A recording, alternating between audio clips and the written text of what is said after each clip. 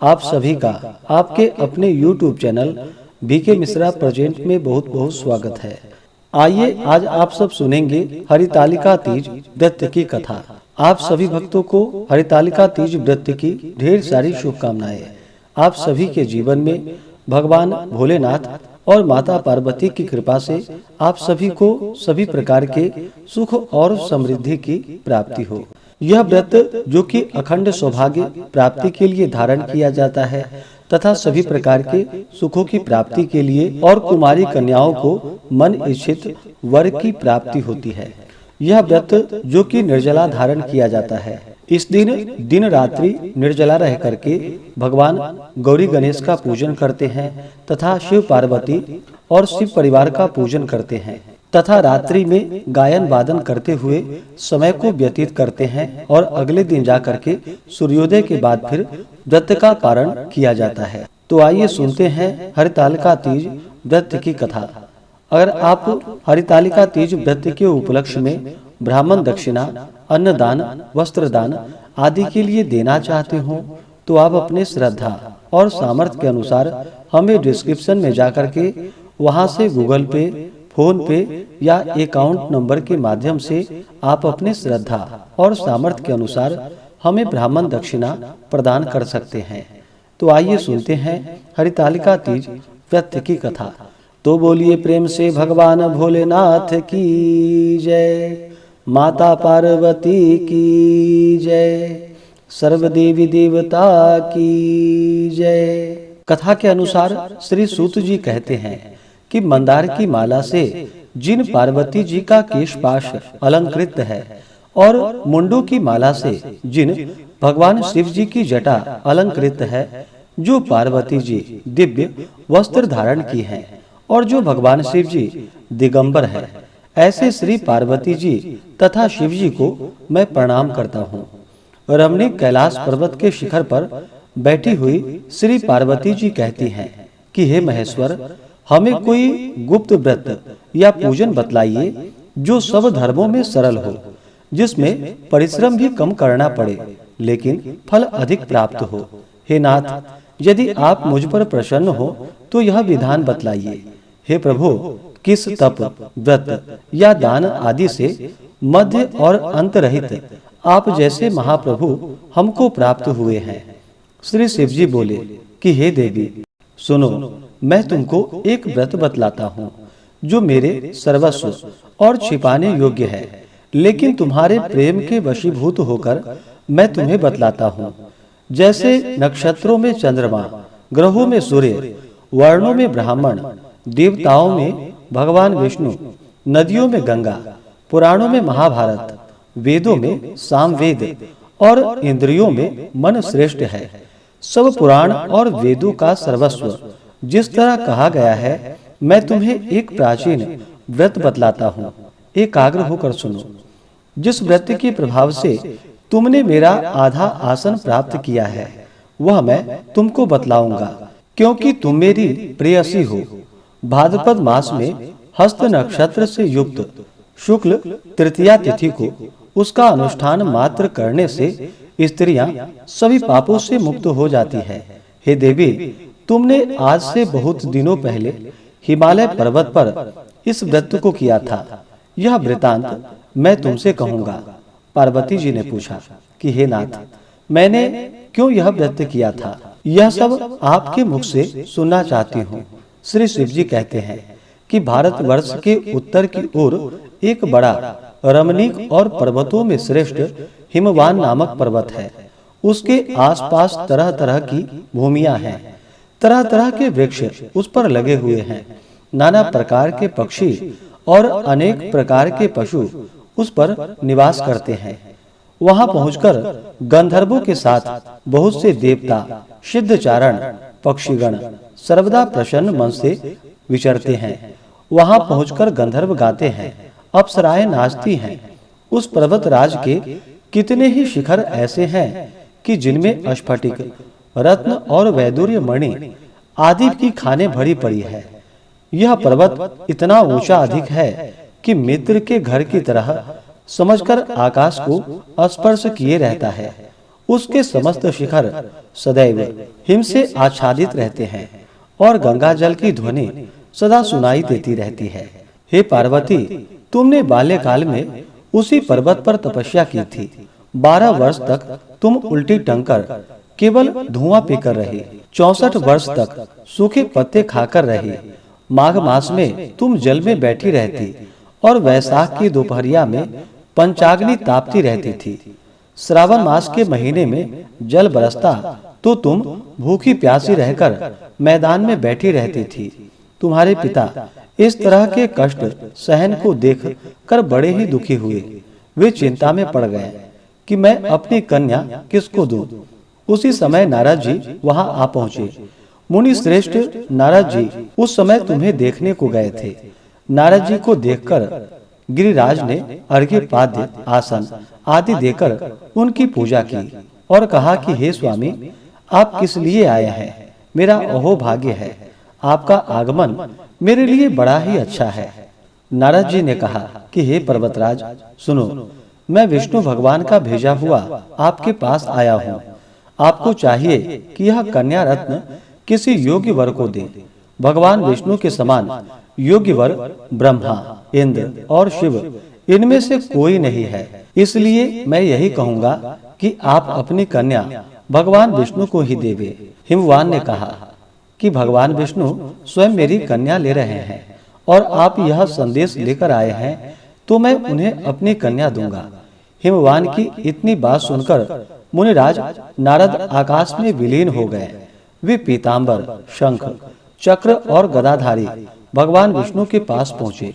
वहां हाथ जोड़कर नारद जी ने भगवान विष्णु से कहा कि हे देव, सुनिए, मैंने आपका विवाह पक्का कर दिया है। उधर हिमवान ने पार्वती के पास जाकर कहा कि हे पुत्री, मैंने तुम्हें भगवान विष्णु को दे डाली है। तब पिता की बात सुनकर तुम बिना उत्तर दिए हुए ही अपनी सखियों के घर चली गई। वही जमीन पर पड़कर तुम बड़ी दुखी हुई और विलाप करने लगी। तुमको इस तरह विलाप करते देख एक सखी ने पास आकर कहा कि देवी, तुम क्यों इतनी दुखी हो? इसका कारण बतलाओ। तुम्हारी जो कुछ इच्छा होगी मैं यथाशक्ति उसको पूरा करने की चेष्टा करूंगी, इसमें कोई संशय नहीं है। पार्वती जी बोली, मेरी जो कुछ अभिलाषा है उसे तुम प्रेम पूर्वक सुनो। मैं एकमात्र शिव जी को ही अपना पति बनाना चाहती हूँ, इसमें कुछ भी संशय नहीं है। मेरे इस विचार को पिताजी ने ठुकरा दिया है, इससे मैं अपने शरीर को त्याग दूंगी। पार्वती की इस बात को सुनकर सखियों ने कहा कि शरीर का त्याग न कर, चलो किसी ऐसे वन को चले जहाँ पिता को पता न लगे। ऐसी सलाह कर तुम वैसे वन में जा पहुंची। उधर तुम्हारे पिता घर घर तुम्हें खोजने लगे। दूतों द्वारा भी खबर लेने लगे कि कौन देवता या किन्नर मेरी पुत्री को हरकर ले गया है। उन्होंने मन ही मन कहा, मैं नारद जी के आगे प्रतिज्ञा कर चुका हूँ कि अपनी पुत्री भगवान विष्णु को ही दूंगा। ऐसा सोचते सोचते हिमवान मूर्छित होकर गिर पड़े। गिरिराज को मूर्छित देखकर सब लोग हाहाकार करते दौड़ पड़े। जब होश हुआ तब पूछने लगे कि गिरिराज, आप अपनी मूर्छा का कारण बतलाइए। हिमवान ने कहा, आप लोग मेरे दुख का कारण सुनिए। न मालूम कौन मेरी कन्या को हरकर ले गया है। ऐसा नहीं हुआ तो उसे किसी काले सर्प ने काट लिया या सिंह खा गए होंगे। हाय हाय, मेरी बेटी कहाँ गई? किसी दुष्ट ने मेरी पुत्री को मार डाला। ऐसा कह वे वायु के झोंके से कांपते हुए वृक्ष के समान कांपने लगे। इसके बाद हिमवान तुम्हें वन वन खोजने लगे।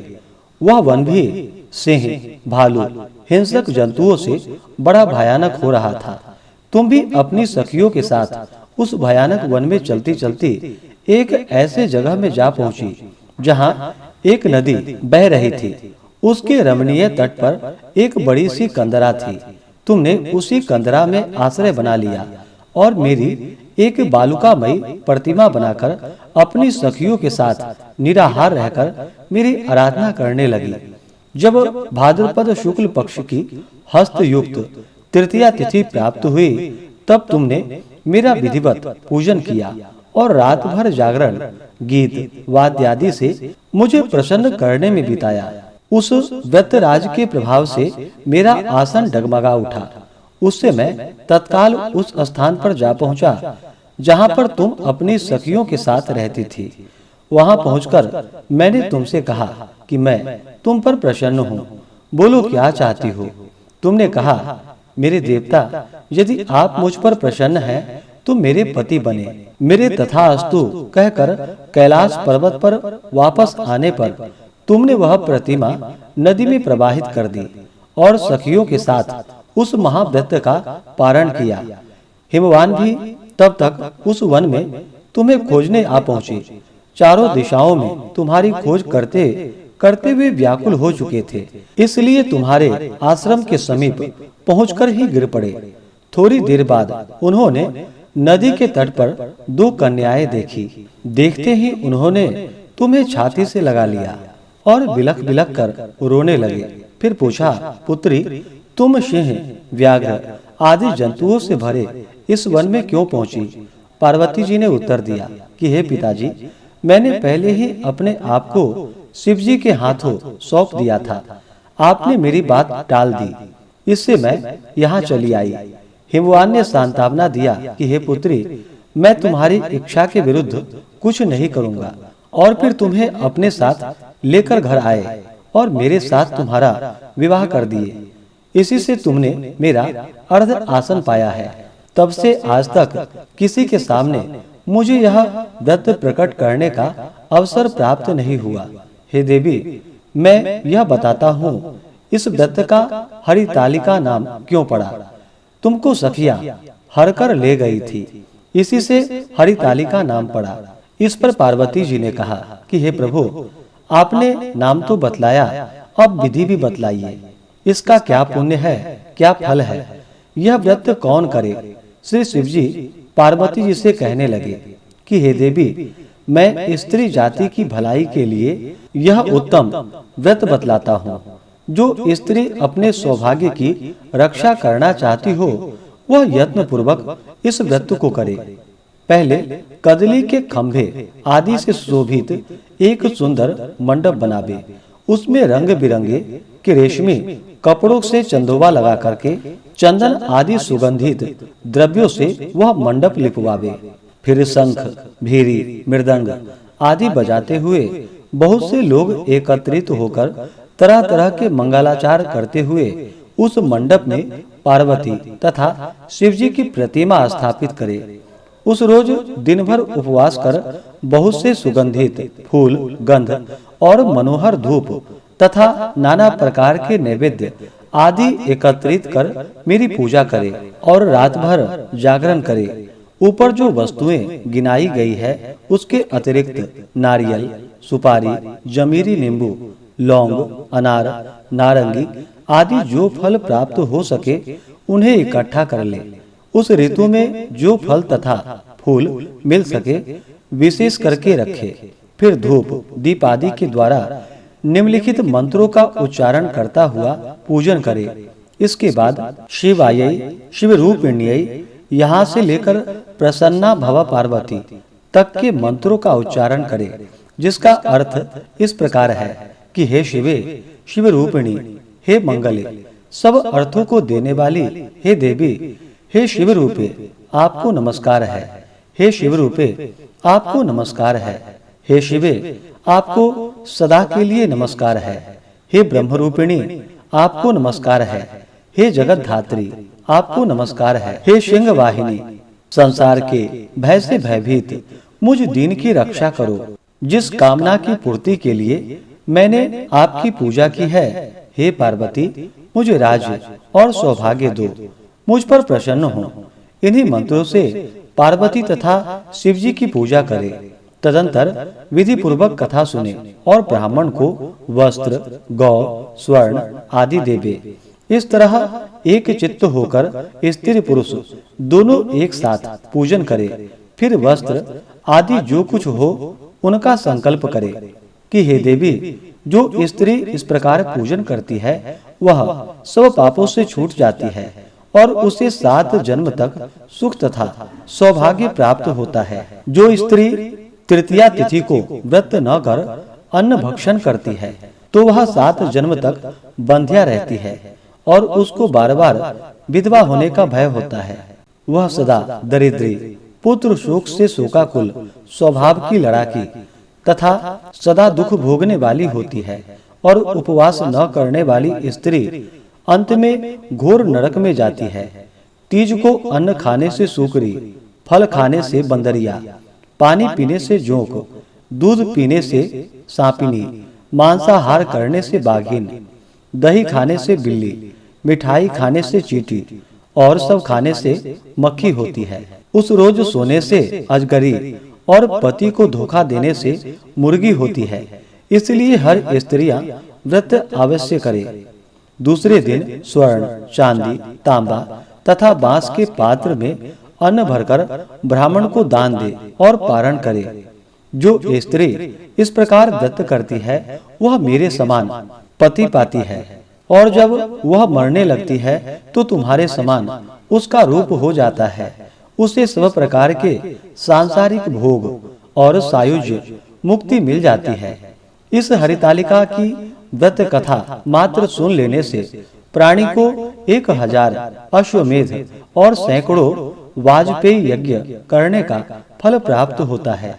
मैंने यह सब व्रतों में उत्तम व्रत बतलाया जिसके करने से प्राणी सब पापों से छूट जाता है।